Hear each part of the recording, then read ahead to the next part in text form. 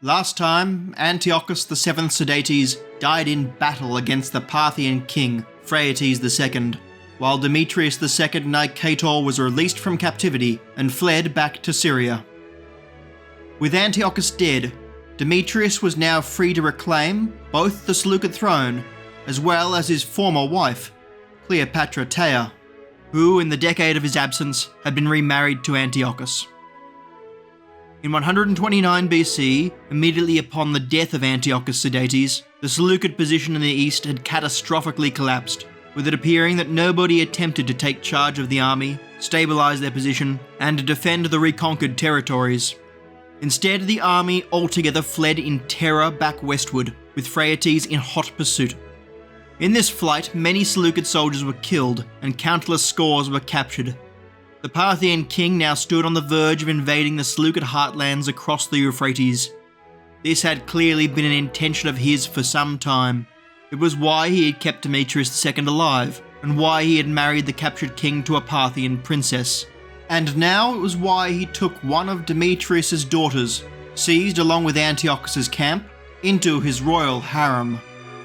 All of this had been to build a case of legitimacy for a Parthian conquest of Syria, by building bonds of blood and marriage with the Seleucid dynasty directly.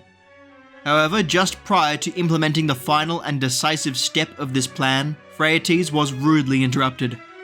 The horde of Saka mercenary horsemen who the king had hired to bolster his forces were disappointed at the lack of pay and plunder which they had received, and demanded either greater recompense or a new enemy to attack.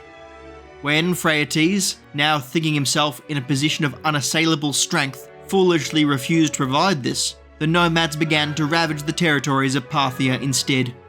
The Parthian king was forced to turn his army back to the east in order to put down this new threat, and he press-ganged many of the captured Greeks into his own force.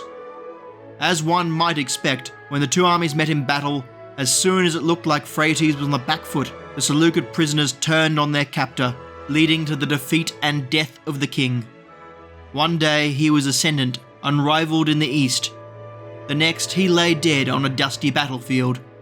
So the wheel of fortune turns.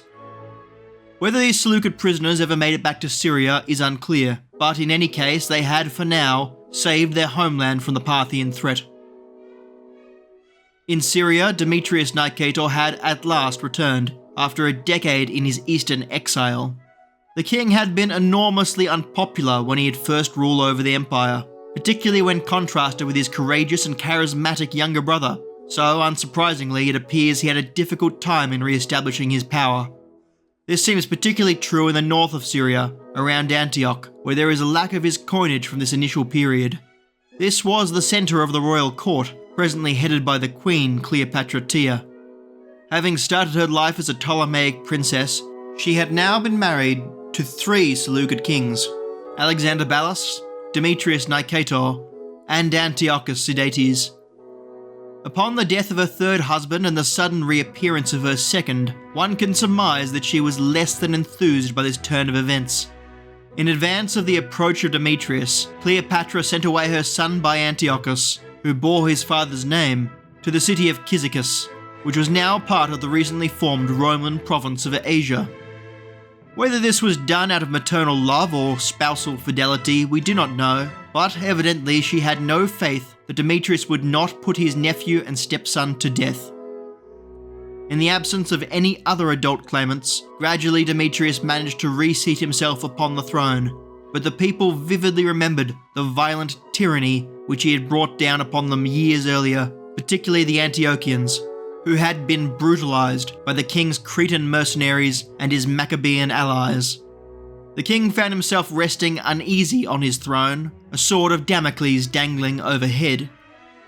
If he had had any sense, Demetrius would have focused on reasserting his legitimacy as a ruler and consolidating his state, which had suffered greatly in recent years, and avoid any drastic actions. Unfortunately for the Seleucid Empire, the king was not a sensible man. In Egypt, a civil war between the Ptolemies had been ongoing since 132 BC, prior to the launch of Antiochus Sidetes' eastern campaign. A popular revolt in Alexandria had forced the pharaoh, Ptolemy VIII Physcon, to flee to Cyprus, which left his first wife and sister, Cleopatra II, as the sole authority in Egypt, although the extent of her power beyond Alexandria itself was limited. In a typically incestuous turn for the Ptolemies, Physcon had earlier put aside Cleopatra II for her own daughter by his brother, Ptolemy VI Philometor.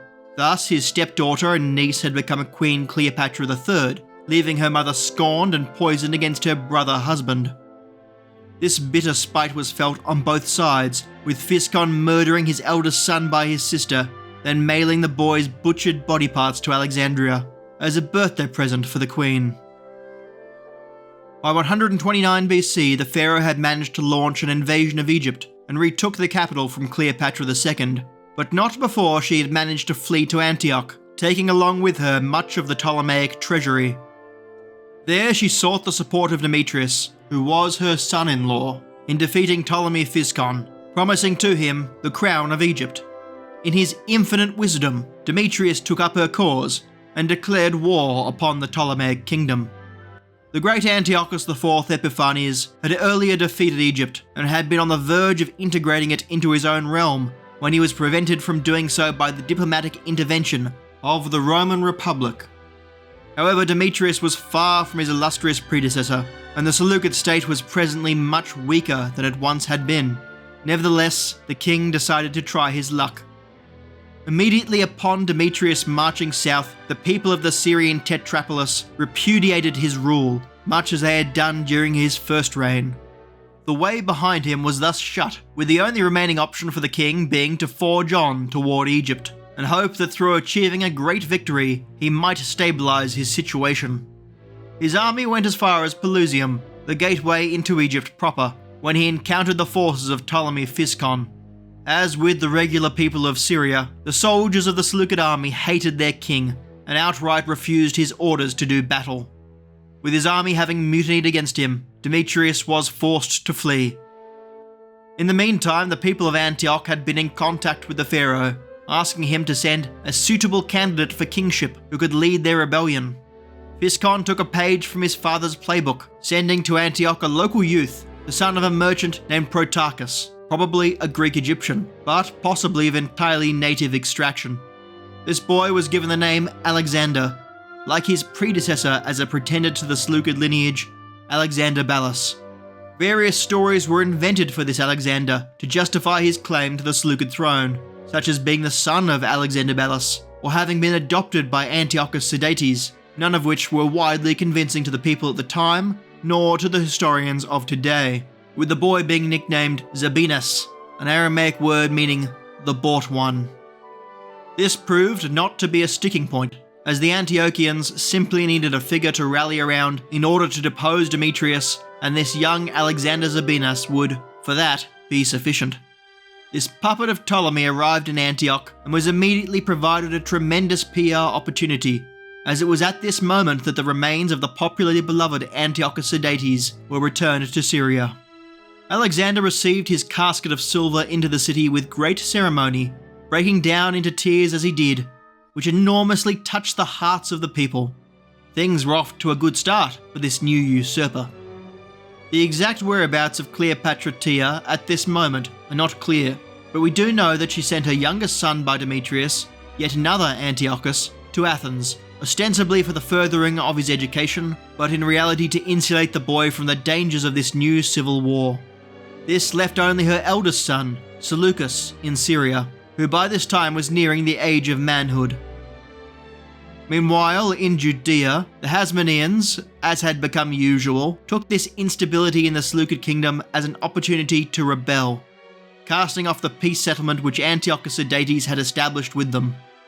John Hyrcanus had been fighting in the east as part of the Seleucid army, but he and his Jewish contingent had escaped the disaster relatively unscathed, with the high priest having left for Jerusalem prior to the death of the king. Upon learning of this fiasco and correctly predicting the resulting disruption which would soon occur in the Seleucid court, Hyrcanus began acting again as an independent ruler and engaged in a campaign of conquest against various territories surrounding Judea. Firstly, the Transjordan city of Medaba was taken following a 6-month-long siege, followed by a place referred to as Samoga, which is not otherwise attested to, but perhaps was another town in the region. These places, while in the broad Seleucid sphere of influence, were not under direct Seleucid control. Presumably Hyrcanus was still testing the waters and gauging whether any reaction would come from Antioch before he attacked more politically significant targets. His next campaign was waged against the hated Samaritans, sacking their city of Shechem and razing their sacred temple on Mount Gerizim. This temple would never be rebuilt to its former splendor. Thereafter, he pushed south into Idumea, conquering the cities of Adora and Marissa, forcing the people there to either be circumcised and convert to Judaism, or to be expelled. Most acceded to the conversion, rather than leave their homes. Having heard of all this, Demetrius Nicator had wished to reassert Seleucid power over Judea, perhaps in conjunction with his Egyptian campaign, as Antiochus IV Epiphanes had done. But fortunately for the Hasmoneans, the revolt in Antioch and the arrival of Alexander Zabinas forestalled any punitive campaign. Demetrius instead took to the field against this new usurper, and they met in battle near Damascus, probably in 126 BC. The details of this battle are unknown, but the result was a hugely decisive victory for Zabinas. Demetrius' remaining strongholds were on the coast, and so he fled to Ptolemais. However, upon arriving, the king found he had been betrayed.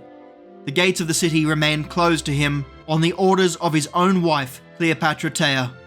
Having tired of the continual incompetence of her husband, the queen had opted to become herself a player in the great game of politics.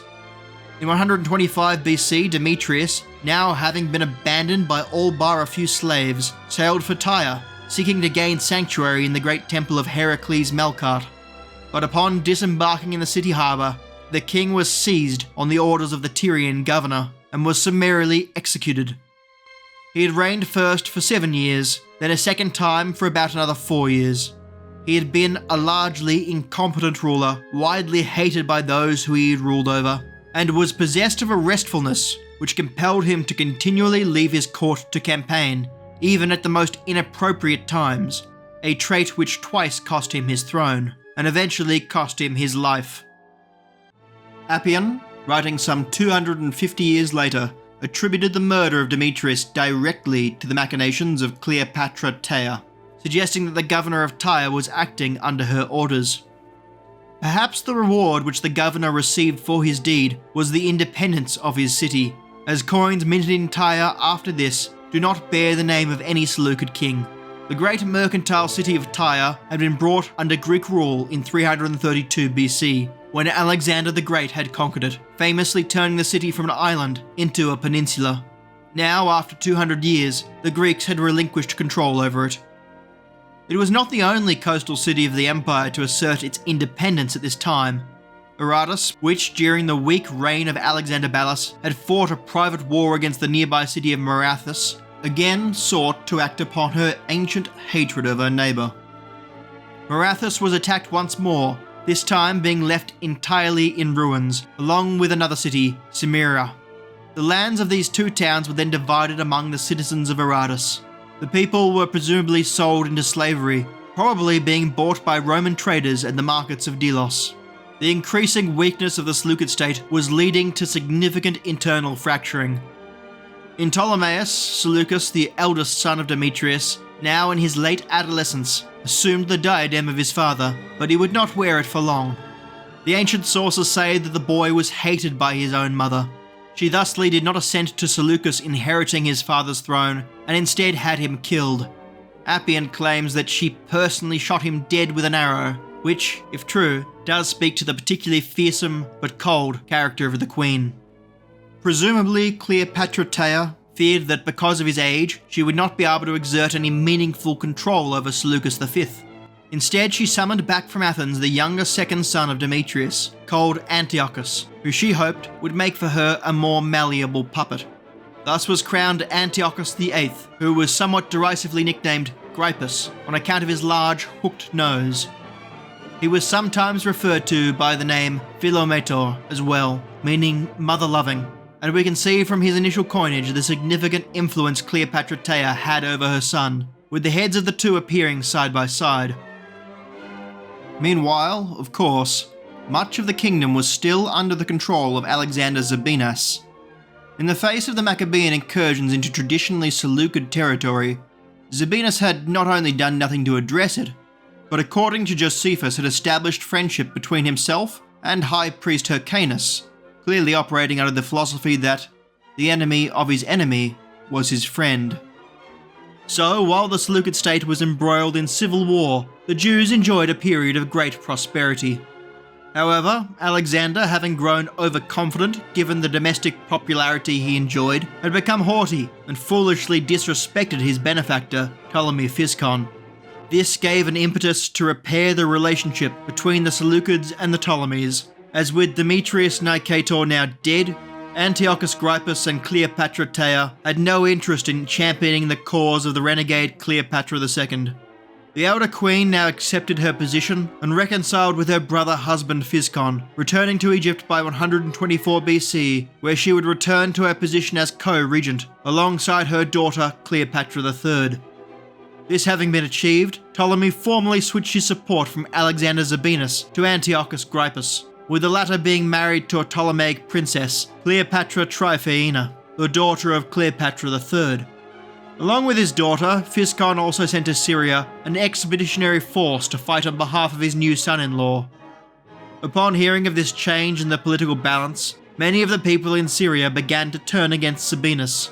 The important port of Laodicea, led by 3 prominent military officers, threw off his rule, presumably intending to turn the city over to Grypus. Zabinas acted swiftly, rapidly besieging and retaking the city, afterward granting full clemency to the rebels as a show of mercy. Zabinas' army carried on and marched to meet the advancing Ptolemaic Seleucid force in battle. The resulting engagement was a decisive victory for the Grypus faction, although Zabinas managed to escape with his life back to Antioch.